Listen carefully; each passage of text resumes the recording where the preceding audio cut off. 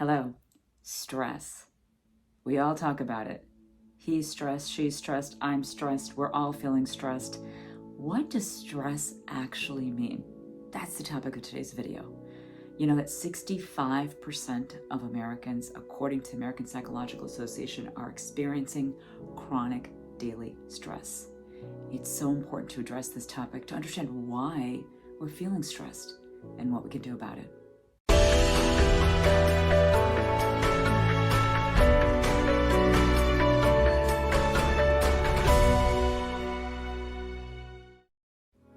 My name is Dr. Trupti Gokani. I'm a board-certified neurologist. I'm also trained in Ayurvedic medicine. I love to bridge the best of the West with the best of the East and bring them together. So today's topic is stress. And to me, stress is such a fascinating concept. You know, the first time I remember being asked about stress, I was in my early 20s. I was a first-year medical student. I was struggling with incapacitating insomnia. I'd been sitting there in the therapist's office and she asked me this question: do you feel stressed? And I remember my response was crystal clear. I said, no. What did I know about stress at that time? You know, I was in my early 20s. I had no idea what stress was, what it felt like, and how it could impact the mind and the body. You see, I was living in stress, so all I knew was that world. So when she asked me if I was stressed, my answer was no. And now here I am, over 25 years later, and I fully appreciate what stress is. And I'm going to help you understand stress and how stress affects you emotionally and physically. What I know about stress is this, is that stress is the #1 cause of disease. Hear that again. Stress is the #1 cause of disease. And if you can learn how to manage your stress, understand your stress, your entire health can shift. I've seen it over and over again in my clinical practice. So the best definition of stress I can think of was found by Dr. Hans Selye. He was a Hungarian endocrinologist back in the 1920s. He was doing research on stress. He was known as the father of stress research. How about that for a name? And what he discovered, and he came up with this idea of the general adaptation syndrome. He defined 3 stages of stress, and he found that stress affects the body physically. The first stage of stress is known as the alarm stage. Second stage is the resistance stage. Third stage is the exhaustion phase. Now, these stages of stress were so fascinating and interesting to me as I studied them, and I thought, I wonder how many of us and my patients and people I meet are struggling with stress. So I decided to study this in my clinical practice, and it was shocking to me to realize that everybody at some level was experiencing stress. And what I realized is that stress happens uniquely for all of us in different ways, and it affects us differently. Let me back up and just talk about the word stress, because oftentimes we discuss stress, yet we don't really know what stress is.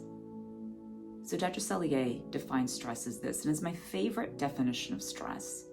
Stress is when the demand on the organism is more than what the organism can handle.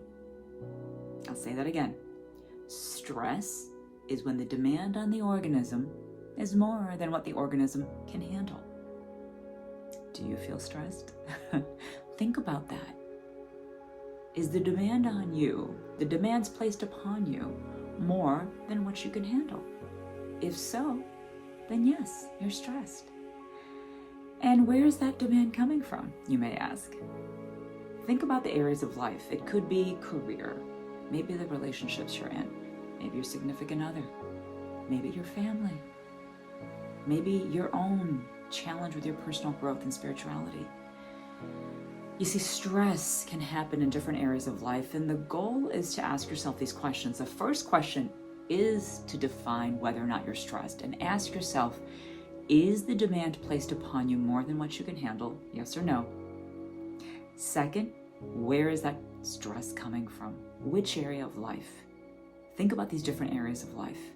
If you start to just think about stress that way, it can help you not only understand if you're stressed, it can help you get to the root cause of where the stress is coming from. One of the biggest fallacies to stress, the biggest myths, is that we shouldn't be stressed. You know, I've heard people say, I shouldn't have any stress, I should be stress-free. That's just not how life is.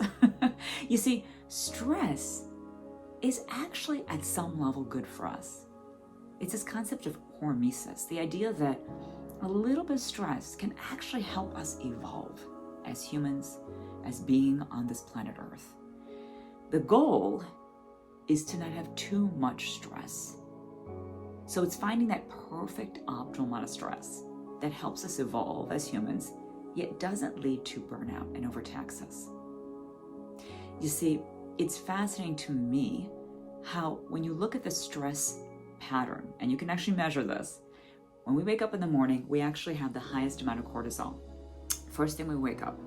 And then stress comes down around lunchtime, and then down again around 3 in the afternoon. And then by bedtime, your stress is the lowest, and you naturally fall asleep, if your pattern is aligned with yourself.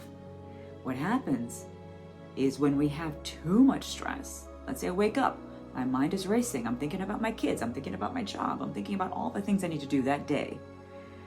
Then, instead of making this much cortisol, I make this much cortisol, and hey, that's okay for a short period of time. If I make this much cortisol and it stays high for too long, and I move myself off that normal pattern, that's when stress becomes a problem. You see, stress is not always bad. That is a myth. When people say stress is bad, I shouldn't have stress, that is a myth. Please debunk that.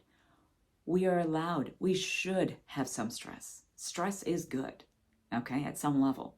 It's when you're too stressed for too long that it's a problem.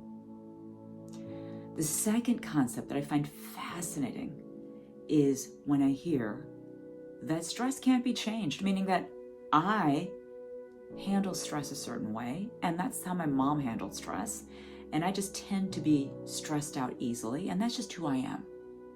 That's not true. That is not true. I can promise you that, because I've been practicing for over 2 decades, and I've found you can change your stress response system.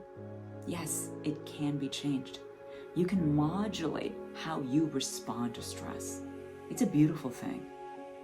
You can actually start to reflect upon how you respond to stress and what it is within you that you can shift so stress doesn't affect you as intensely.